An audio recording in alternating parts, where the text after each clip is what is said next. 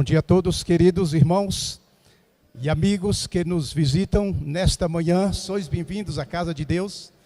Desejamos a todos um feliz sábado. Desejamos também a bênção de Deus através desse culto, das mensagens que serão apresentadas nesta manhã, mensagens cantadas, pregadas e testemunhadas. Ok? Hoje, irmão, primeiro sábado do mês de fevereiro de 2023. Dentro do calendário da Igreja Adventista Sétimo Dia, é o sábado missionário. Mas apenas para nos lembrar de que todos os dias, todos os momentos, todos os lugares e toda circunstância da nossa vida, é o momento de cumprirmos a missão, de testemunharmos de Jesus, de atrairmos pessoas para o reino de Cristo Jesus. Mas eu quero nesta manhã levar vocês a uma profunda reflexão na Bíblia e no espírito de profecia, sobre que rumo estamos seguindo, estamos tomando no cumprimento da missão da igreja. Estamos de fato, irmãos, seguindo o plano de Deus, ou estamos seguindo o nosso próprio plano? A igreja, o trabalho missionário da igreja, o evangelístico da igreja, está realmente preparando este mundo, ou esse bairro, aqui o bairro Brasil, para a segunda volta de Jesus? Cada membro desta igreja está se transformando num verdadeiro discípulo do Senhor? Qual a diferença de um membro para um discípulo? Nesta manhã, irmãos, nós vamos nos conscientizar e entender melhor o plano de Deus para o cumprimento da missão desta igreja. Amém? Convidamos a todos que trouxeram a Bíblia, a palavra de Deus, para abri-la no Evangelho de São Mateus, capítulo 4, versículos 18 a 22. Caminhando junto ao mar da Galileia, viu dois irmãos, Simão, chamado Pedro, e André, que lançaram as redes ao mar, porque eram pescadores. E disse-lhes: vinde após mim, e eu vos farei pescadores de homens. Então eles deixaram imediatamente as redes e o seguiram. Passando adiante, viu outros dois irmãos, Tiago, filho de Zebedeu, e João, seu irmão, que estavam no barco em companhia de seu pai, consertando as redes, e chamou-os. Então eles, no mesmo instante, deixando o barco e seu pai, o que fizeram, irmãos? Seguiram a quem? A Jesus, o seu convite para se tornarem discípulos. Eles já haviam se convertido, mas agora Jesus os convida para serem seus discípulos. Ainda no livro de São Lucas, capítulo 14, versículo 27, Lucas 14, versículo 27, lemos ainda a seguinte reflexão para a nossa, seguinte mensagem para a nossa reflexão espiritual. E qualquer que não tomar a sua cruz e vier após mim, não pode o quê, irmãos? Não pode ser o quê? Meus discípulos, irmãos. Ser um discípulo do Senhor é um privilégio, mas é uma grande responsabilidade. Nós temos que renunciar o nosso eu, a nossa natureza carnal, humana, renunciar todas as nossas tendências para o pecado, nos sacrificar e entronizar a Cristo Jesus, e segui-lo, e viver para Ele, para fazer a sua vontade. É nessa condição, irmãos, que nós nos transformamos em verdadeiros discípulos do Senhor. Aliás, o processo do discipulado, a conversão como missionários do Senhor, começa no dia do nosso batismo. No dia do nosso batismo aqui no batistério, irmãos, ali nós estamos sendo convertidos para nos tornarmos cristãos, salvos, candidatos ao reino celestial, reino de Cristo, mas ao mesmo tempo estamos também nos convertendo, irmãos, como missionários, como discípulos do Senhor. A vida cristã, ela é progressiva e dinâmica. Começa no batismo a nossa vida cristã. Diz Ellen G. White que a vida de santificação é uma vida é um crescimento para a vida toda. Da mesma forma, o discipulado, para nos transformarmos em discípulos do Senhor, verdadeiros discípulos do Senhor, é um processo também de crescimento espiritual e missionário, envolvimento, é um compromisso com Deus. Diz aqui a serva do Senhor no livro Serviço Cristão, página 9. A cada cristão é designada uma obra definida. Deus requer que toda pessoa seja obreiro em sua vinha. Vós deveis lançar-vos a obra que fostes incumbidos a fazê-la fielmente. Todo verdadeiro discípulo nasce no reino de Deus como missionário. Aquele que bebe da água viva faz-se fonte de vida. O depositário torna-se doador. A graça de Cristo na alma é como uma vertente no deserto, fluindo para o rio de todos, tornando os que estão prestes a perecer. Deus espera serviço pessoal da parte de todo aquele a quem confiou o conhecimento da verdade para esse tempo. Então, o que é um membro da igreja e o que é um discípulo do Senhor? Qual a diferença, irmãos? Você é apenas meramente um membro da igreja? Você está no processo de conversão, está se tornando um verdadeiro discípulo do Senhor? Ou você está vivendo apenas como membro da igreja? Nesta manhã eu quero dizer uma verdade, irmãos, que está baseado na Bíblia e no Espírito de Profecia. Quando Jesus voltar, Ele não vem buscar membros da igreja, a não ser que estejam convertidos também como discípulo do Senhor. Amém? Ele não vem buscar membro da igreja. A prova é tanto de que Ele vem buscar discípulo. Mais na frente eu vou mostrar aqui no Espírito de Profecia, no PowerPoint. Ellen G. White fala, irmãos, a serva do Senhor, que lá no céu não vai entrar nenhum membro da igreja que não ganhou, não trouxe alguma alma, alguma pessoa para Cristo, para o reino de Cristo Jesus, para ser salva, para ser batizada na igreja.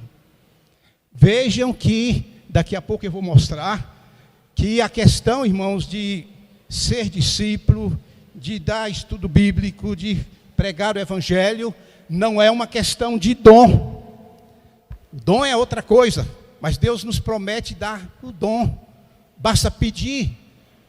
Agora, a habilidade de ensinar um assunto, um tema teológico, aí sim, aí é uma questão de dom, uma coisa mais, uma mensagem mais profunda, uma doutrina mais complexa, mais profunda, aí depende do dom e do poder do Espírito Santo.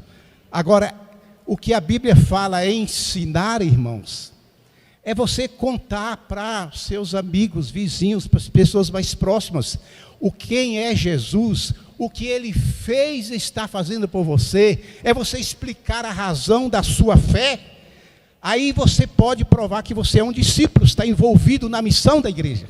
Mas vamos ver aqui a diferença de um membro para um discípulo. Pode colocar, por favor, Caio. Qual é a diferença de um membro para um discípulo? À luz da palavra de Deus. Diferença de um membro para um discípulo. Diferença entre um membro da igreja local e um discípulo. O membro espera pães e peixes. O discípulo é um pescador. O membro luta por...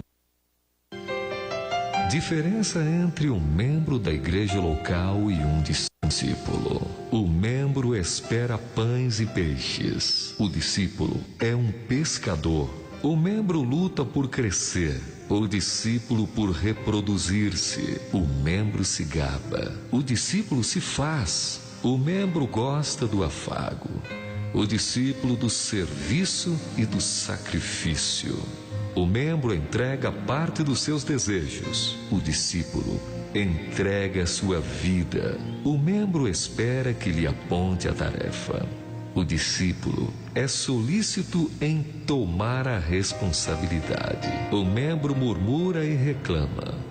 O discípulo obedece e nega a si mesmo. O membro reclama que o visitem.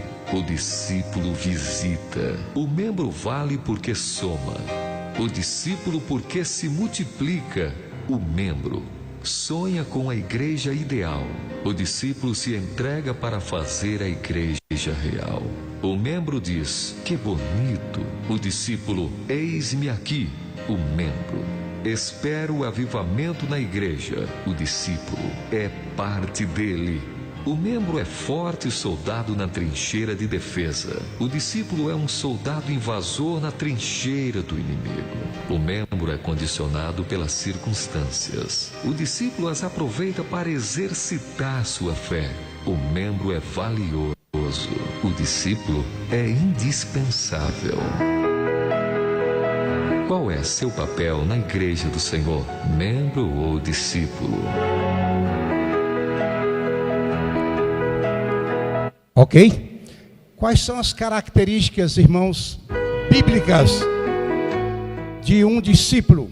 De acordo com a Bíblia, a palavra de Deus, quais são as características de um verdadeiro discípulo do Senhor? Nós não vamos ler o texto da Bíblia, porque o tempo não vai permitir, mas eu vou ler aqui, mostrar e citar o texto, e aí você pode conferir na sua Bíblia, aí onde você está. Primeira característica de um verdadeiro discípulo do Senhor: ele nega a si mesmo. Lucas 9, 23 a 25. Ele obedece à palavra de Deus, a palavra do Senhor. São João 8, 31. Terceira característica de um verdadeiro discípulo do Senhor: ele ama o próximo. Ele tem um amor, coração pelo próximo, paixão pela salvação do seu próximo. Quarta característica do verdadeiro discípulo do Senhor: permanece em Cristo Jesus. São João 15, 4, 7 e 8. E a quinta característica do verdadeiro discípulo do Senhor: ele se envolve ou está sempre envolvido na missão da igreja.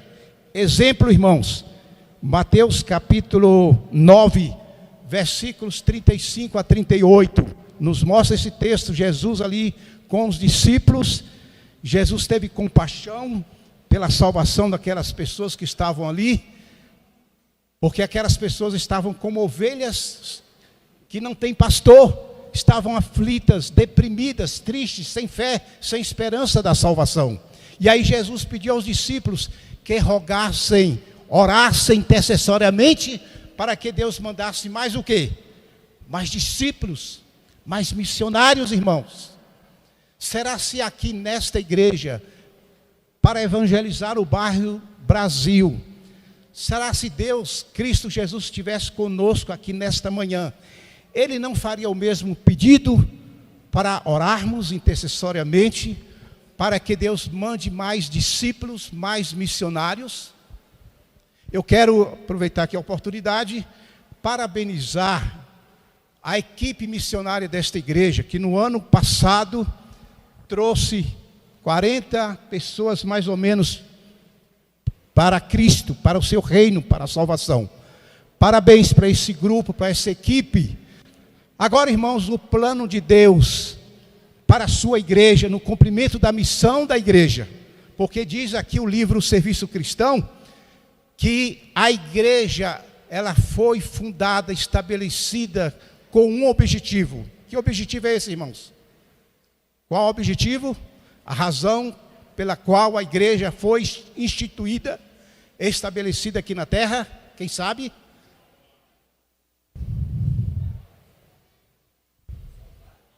Salvar almas. Ok. Salvar almas. A igreja do bairro Brasil está cumprindo esta missão, objetivo para o qual ela foi organizada, estabelecida.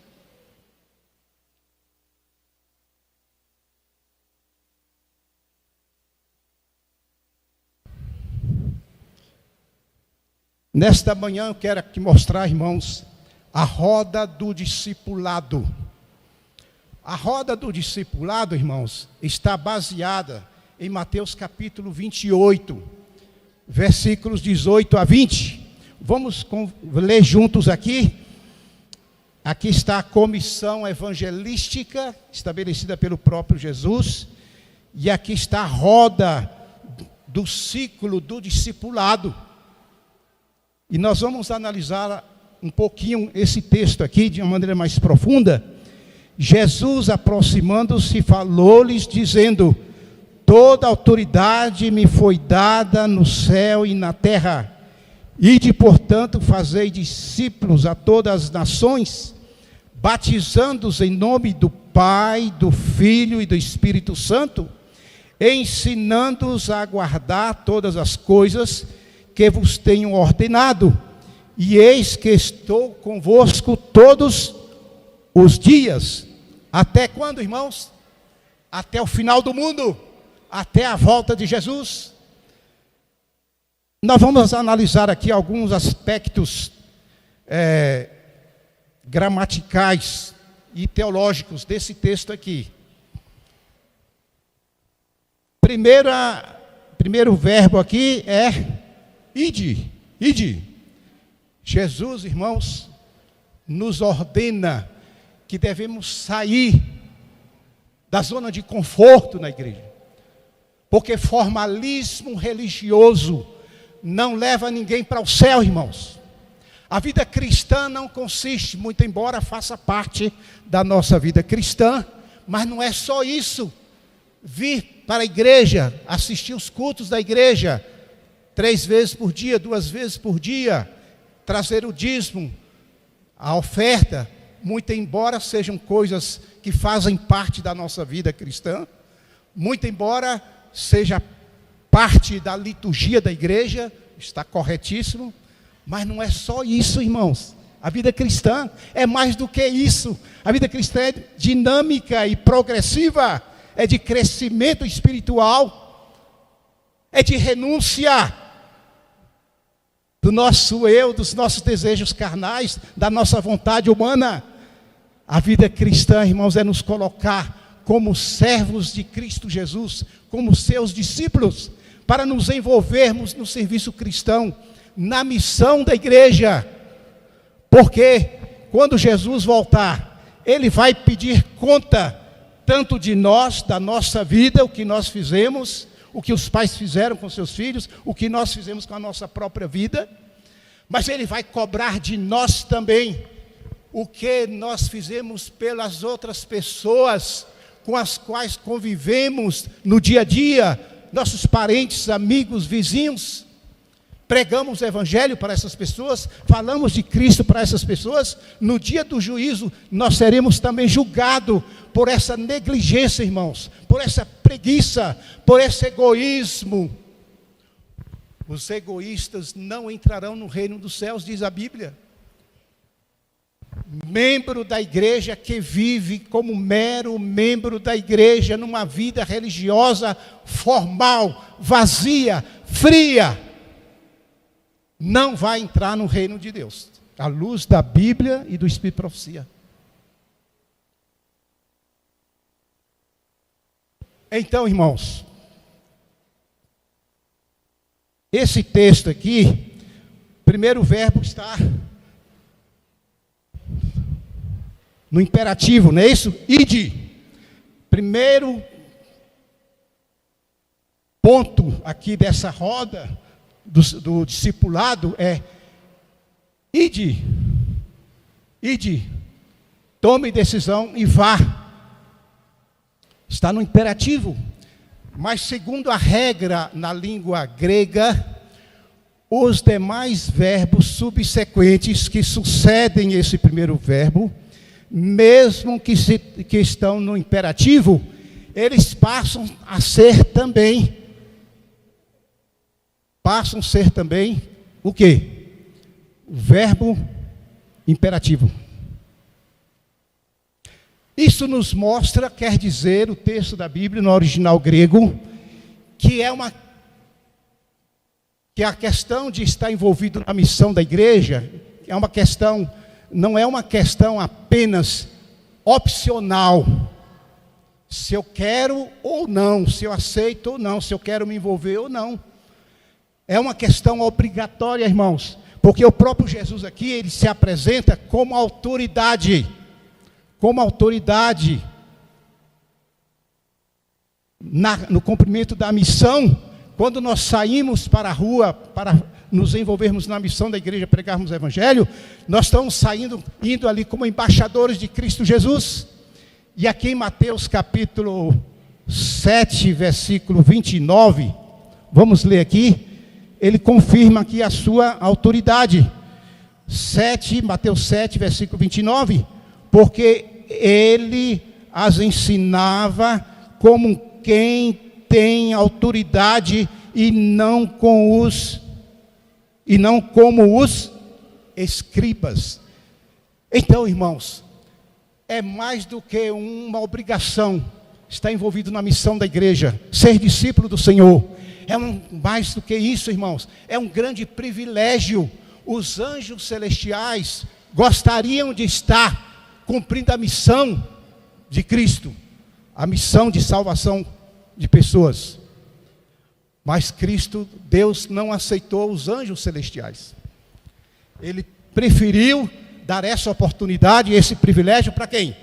Para todos nós, como pecadores, porque nós vivemos a cada dia, irmãos, o grande conflito entre o bem e o mal, entre Cristo e Satanás. Nós vivemos o drama do pecado a cada dia, das tentações de Satanás, das tentações do pecado, a cada dia. Mas conhecemos a Jesus como nosso Senhor e Salvador, e conhecemos pela Bíblia e Espírito de Profecia, que só Jesus, pelo seu poder, é que nos livra das tentações do pecado, e que pode nos salvar, que pode nos dar a vitória, e que pode nos dar o reino celestial. Amém, irmãos? Por isso que Deus nos deu essa oportunidade, essa preferência. É mais do que uma responsabilidade, é um grande privilégio para nós. Mas temos que pensar, irmãos, não só em ser meramente um discípulo. Temos que pensar, irmãos, na multiplicação do discipulado. Vamos ler aqui em Atos capítulo 2. Atos capítulo 2. Um exemplo da igreja cristã primitiva. O exemplo dos discípulos daquela época. Atos capítulo 2. Como é que eles viviam? Como é que nós deveríamos viver também como igreja, como membro da igreja adventista do sétimo dia? Como cristãos? Qual deveria ser o exemplo a seguir, irmãos? Porque a questão de estar envolvido na missão da igreja, testemunhando de Jesus, é uma questão de estilo de vida cristã. Faz parte da nossa vida cristã, faz parte da nossa salvação. Ellen G. White fala que lá no céu não vai entrar nenhum membro da igreja que não trouxe uma alma, uma pessoa para o batismo, para a igreja, para o reino de Cristo Jesus. É uma questão de vida ou morte. Precisamos nos conscientizar disso. Aqui em Atos capítulo 2, vamos ler aqui, primeiramente, a partir do versículo 42, capítulo 2, versículo 42. E perseveravam na doutrina dos apóstolos, na comunhão, no partir do pão e nas orações. Em cada alma havia o que, irmãos? Temor a Deus, reverência, fé, perseverança na vida cristã. E muitos prodígios e sinais eram feitos por intermédios de quem, irmãos? Os apóstolos, os discípulos do Senhor. Eles viviam reunidos na igreja, nos cultos da igreja, mas também viviam reunidos aonde, irmãos? Nos lares, nas casas, em oração, buscando a plenitude do Espírito Santo, orando, jejuando, num espírito de confraternização entre os irmãos, comiam juntos as refeições, mas participavam juntos também da Santa Ceia, e sempre no espírito de oração, de comunhão e oração, buscando o poder do Espírito Santo, irmãos, fazendo o trabalho do discipulado. E Deus usou poderosamente, porque ali naquele momento o Espírito Santo foi derramado abundantemente, poderosamente. E ali diz o relato bíblico do livro de Atos, que em um só dia, então veja bem, começou com 12 discípulos, eles foram se multiplicando para 50, para 80, para 100, para 300, para 500. No final chegou 3.000, 5.000 discípulos, irmãos. E ali em um só dia, diz a Bíblia aqui em Atos, em um só dia, o que aconteceu, irmãos? Versículo 41, capítulo 2, versículo 41. Então os que lhe aceitaram a palavra, foram que, irmãos? Batizados, havendo um acréscimo naquele dia, de quantas pessoas, irmãos? Quase 3.000 pessoas, irmãos. Cada pessoa que era convertida, era transformada num discípulo. Isso é o ciclo do discipulado. A roda do discipulado, irmãos, começa com ide. Segundo lugar, ensinai. É também imperativo. Está lá no particípio, no texto bíblico. Mas pela regra do grego, o verbo que sucede, que está à frente do verbo imperativo, o verbo que está no particípio torna-se também verbo imperativo. Então não é só apenas ide que é imperativo. Ide, ensinai, também é imperativo, irmãos. É o próprio Jesus com a sua autoridade celestial que nos ordena, diz Ellen G. White, que esse texto bíblico é tão sagrado, é tão santo, como são os mandamentos da santa lei de Deus, que é obrigação nossa obedecer também pelo poder da graça de Cristo Jesus, fazer o que Cristo nos pede com a sua autoridade celestial, divinal. E de ensinai. Mas algumas pessoas, membros da igreja, podem dizer: pastor, eu não tenho dom. Eu não tenho um dom para ensinar, pastor. Irmãos, aqui não é ensinar teologia, não. É você ensinar para o seu amigo, seu vizinho, o que é a vida cristã, explicar a razão da sua fé, o que Jesus fez na sua vida, o que Ele está fazendo na sua vida, o que Ele é capaz de fazer na vida de outros. É muito simples, é testemunhar de Jesus. Por isso que Ele nos diz: vós sois minhas testemunhas, está lá em Isaías 41:10. A vida cristã, irmão, se resume em 3 aspectos muito simples: ler a Bíblia. Segundo, orar. E terceiro, quem é capaz de me falar? Qual é o terceiro aspecto da vida cristã, irmãos? Qual é? Ensinar, tudo bem. Testemunhar, dá no mesmo, é a mesma coisa, exatamente. Testemunhar, ensinar. Então, ensinar é o terceiro aspecto aqui da roda do ciclo do discipulado. Agora, o batismo faz parte, Doril, do ciclo do discipulado? Da roda do discipulado faz parte o batismo, irmãos? Claro que faz. Também está lá no imperativo: batizai, batizai, batizai. É uma cerimônia solene que simboliza a morte para o pecado, para a natureza carnal, e a ressurreição de uma nova vida, transformada pelo poder do Espírito Santo, de uma vida cristã, que começa no batismo. Mas não para aí. Temos também, irmãos, crescer no discipulado. Temos que nos transformar em discípulos verdadeiros do Senhor. Temos que estar envolvidos na missão da igreja. Senão você vai se sentir um infeliz na sua vida cristã. Você não vai se realizar. Você vai ficar, vai se sentir tentado pelo inimigo a se desanimar, a deixar a igreja, a abandonar a fé. Você vai ficar enferrujado na igreja. Você não vai ter o privilégio, a alegria, a felicidade de ver uma pessoa aqui sendo batizada pelo resultado do seu trabalho. A felicidade do cristão está aqui, irmãos. Quando nós trazemos um candidato ao batismo, que será levado para o reino de Cristo Jesus, irmãos. Essa é a maior gozo, maior alegria da vida cristã. Amém? Então, irmãos, e aí? O ciclo do discipulado termina com o batismo?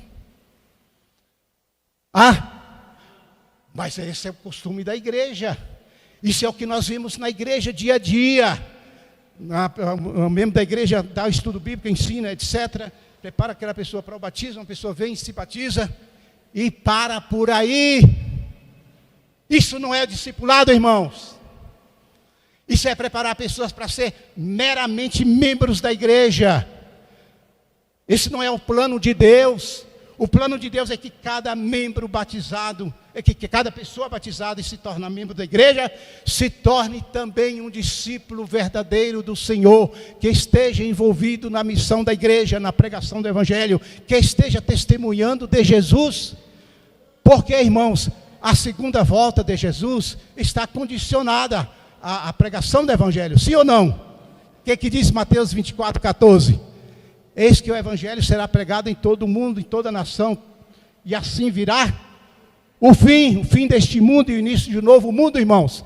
Depende da nossa colaboração, participação na missão da igreja. É para o nosso próprio crescimento espiritual. É mais um privilégio do que uma obrigação. Aí quando a pessoa é batizada, o que devemos fazer? É a obrigação da igreja. Estabelecer ali um padrinho espiritual para cuidar daquele recém-batizado, daquela ovelha recém-batizada. Deve ser treinada. Por isso que a Bíblia diz: um mais experiente coloque com menos experiente na obra missionária, na pregação do evangelho.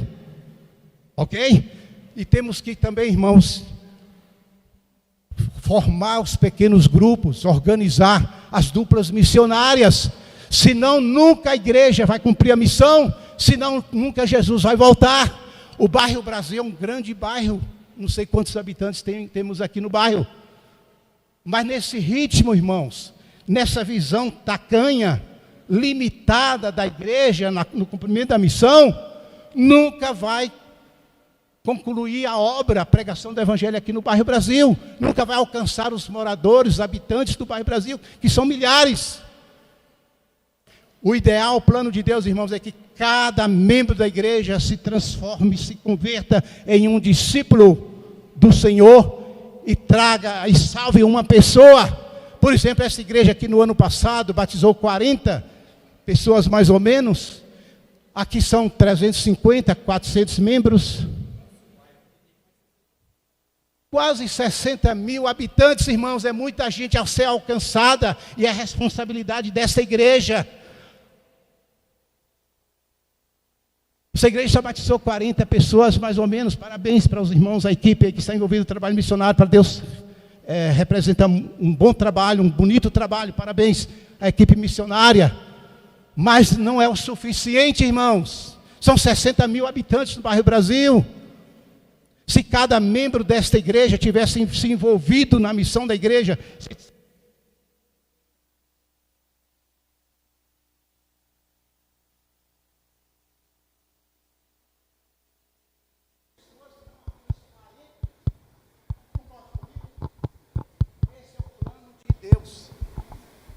Esse é o plano de Deus. Ok? Muito bem.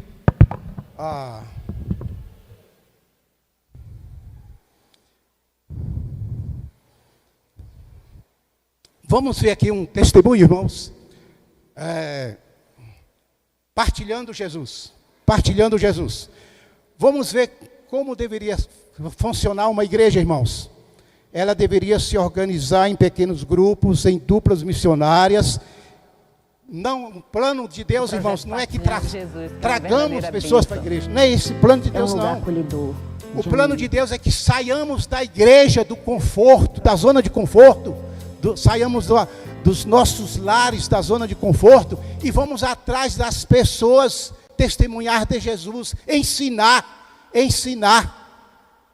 e depois batizar. Vamos ver aqui. Isso é em Salvador, irmãos, a igreja adventista em Salvador. Partilhando Jesus, que é uma verdadeira bênção. É um lugar acolhedor, de amigos. Deus fez esse projeto.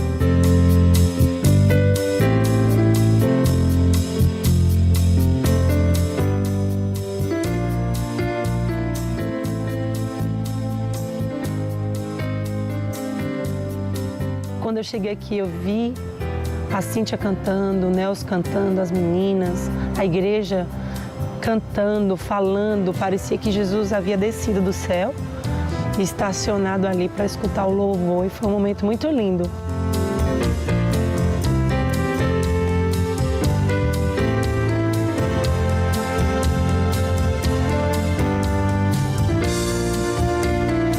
É um lugar acolhedor, de amigos, onde a gente ora pelos irmãos, onde a gente agradece a Deus pela vida.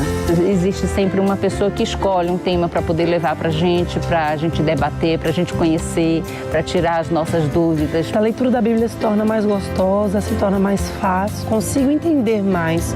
O meu coração, ele aceita mais. Afinal, tem as orações e um grande abraço, o grande abraço dos nossos amigos, fraternos, e ali a gente se sente confiante.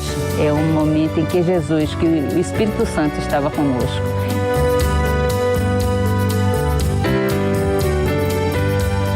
É o lugar onde a gente conversa, onde a gente dá risada, onde a gente faz pedido. Você cria uma intimidade com essas pessoas, onde você expõe seus problemas, você abre o seu coração, as pessoas te conhecem.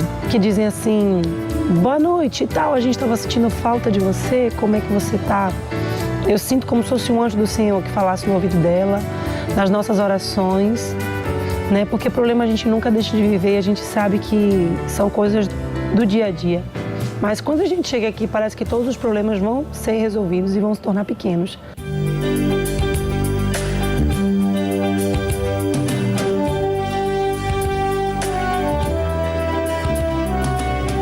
Participei do retiro, do carnaval. Com certeza eu estarei presente em todos os momentos de encontro. A gente hoje é todo mundo uma família. São pessoas que cuidam da gente com muito carinho, são pessoas que se preocupam com a gente. Eu nunca imaginei que eu fosse encontrar tantos amigos verdadeiros. Uma coisa fantástica que eles estão fazendo, eles convidam pessoas que não são membros da igreja, que não participam da igreja, para dessa forma difundir a palavra. Nós distribuímos o livro da Grande Esperança. E foi um momento maravilhoso, fantástico.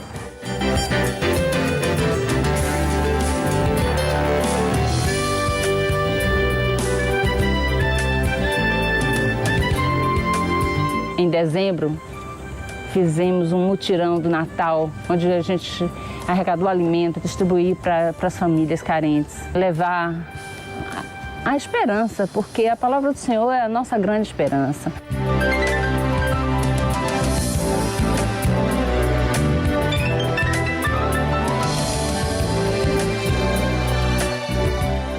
Eu estou muito feliz de estar olhando Jesus todos os dias na minha vida. Eu digo a todos.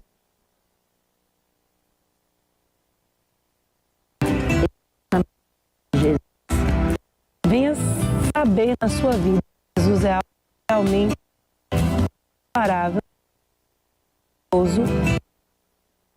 Bom, venha partilhar Jesus. O vídeo está travando, pode tirar, Caio, me faça o favor de colocar o PowerPoint agora.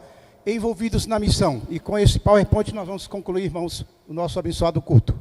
Ok? Envolvidos na missão. Qual é o conselho, a orientação de Deus, através da sua serva, Ellen G. White, no livro Serviço Cristão? O PowerPoint que eu vou apresentar aqui, irmãos, é baseado justamente no livro Serviço Cristão. Qual é a orientação de Deus? O que Deus diz? Vamos lá? Envolvidos na missão. E depois de fazer discípulos, Serviço Cristão 24. Próximo. Deus requer que seu povo faça o que, irmãos? Brilhe como luzes aonde? Próximo. Ele não finalizará a sua obra sem os seus, o quê? Agentes humanos. A obra, irmãos, de converter corações não é nossa, de seres humanos. É obra de quem? Do Espírito Santo. Mas os agentes humanos que o Espírito Santo usa para pregar o Evangelho, quem são? Eu, você, todos nós. Tão certo como nos está preparado um lugar nas mansões celestes, há também um lugar designado aqui na terra, onde devemos trabalhar para quem, irmãos?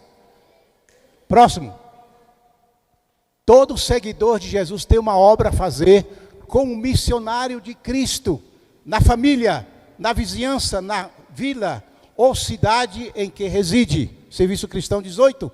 Deus te pedirá contas, olha, se deixares de fazer a obra que te designou. É o que eu falei no início. No dia do juízo, vamos prestar conta pela nossa vida, mas pela vida de outras pessoas que não serão salvas, poderiam ser salvas, mas por causa da nossa preguiça, nosso egoísmo, nossa indiferença, a nossa frieza espiritual e missionária, muitas pessoas serão perdidas, irmãos. E nós vamos ter que prestar conta também por essas pessoas que vão ser perdidas. O Senhor chama seu povo para quê, irmãos?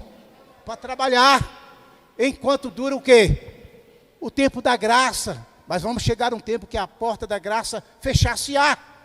Agora não tem mais oportunidade para a salvação de ninguém. Próximo. A graça de Deus não habitará por muito tempo na alma daqueles que, tendo grandes privilégios e oportunidades, permanecem de que forma? Silenciosos. Esse é um adventista morno, laodiceano morno, que vive apenas como membro da igreja, mas vive perdido dentro da igreja, vive silencioso, não testemunha de Jesus, não fala para ninguém sobre Jesus. Não temos tempo a perder, o fim está próximo, há perigo em demorar. Serviço Cristão 79, próximo. Jamais poderemos ser salvos, em que condição, irmãos? Na indolência e inatividade, vivendo apenas como membro da igreja. Temos que nos converter, irmãos, como discípulos também do Senhor e nos envolvermos na missão da igreja. Não estamos como cristãos fazendo a 20ª parte do que deveríamos fazer para ganhar almas para Cristo. Próximo.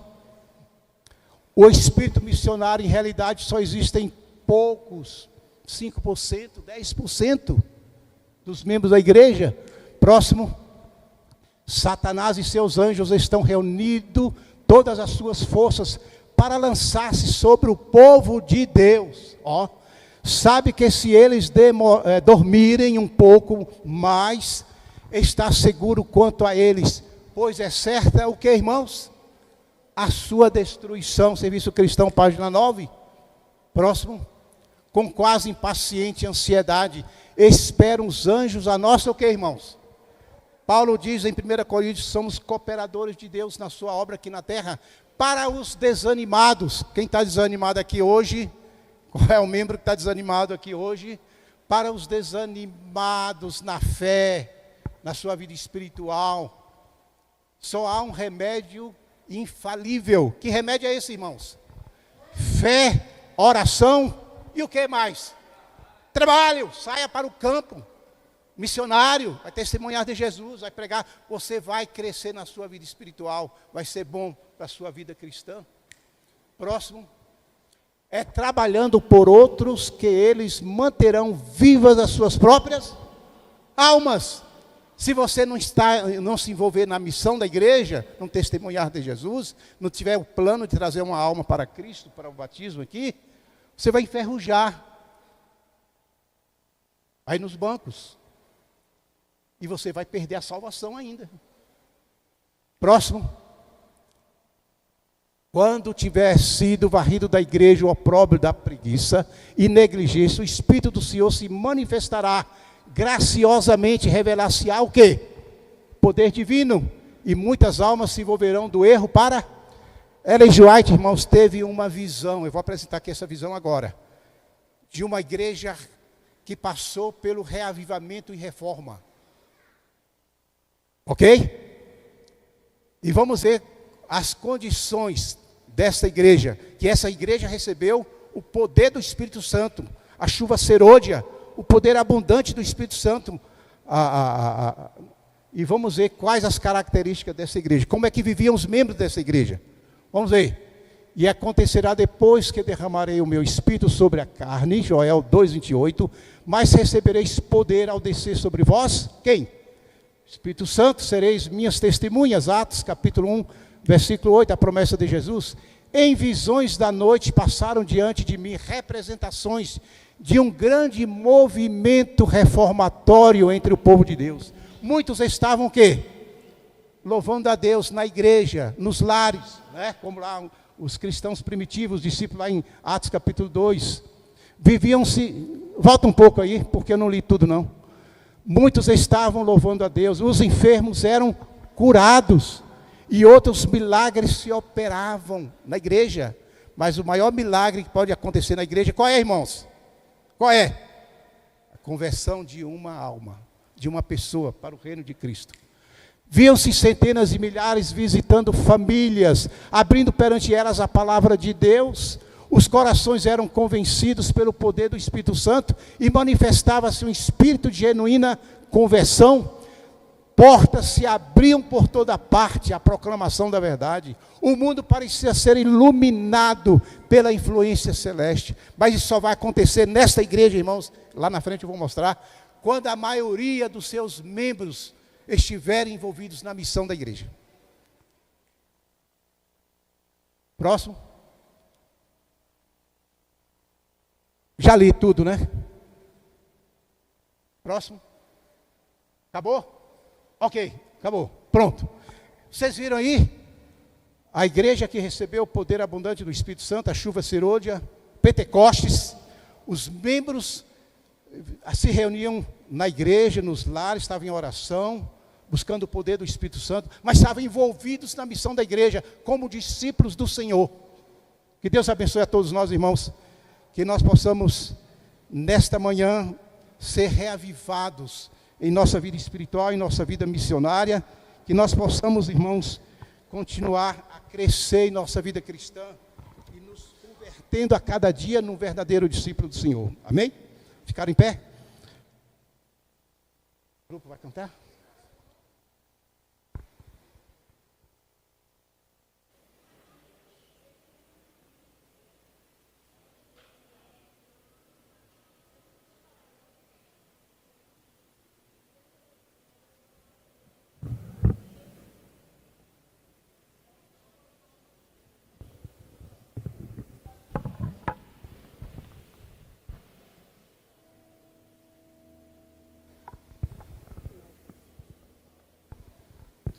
Hino 241, a todos semelhante meu.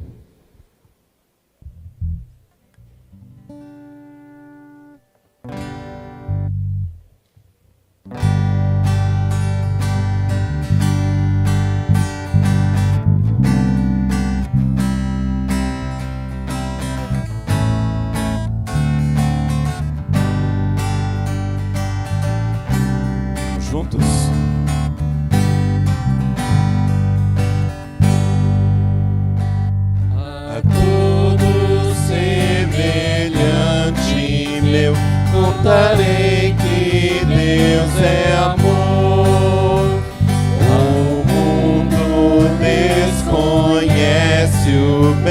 que Jesus o Redentor. Falarei de Deus e do seu amor. Para o mundo mostrarei Jesus com maior fervor. Eterna graça sem igual aos perdidos falarei, guiando-os deste mundo mau para os pés do amado Rei. Falarei de Deus e do seu amor. Para o mundo mostrarei Jesus com maior fervor.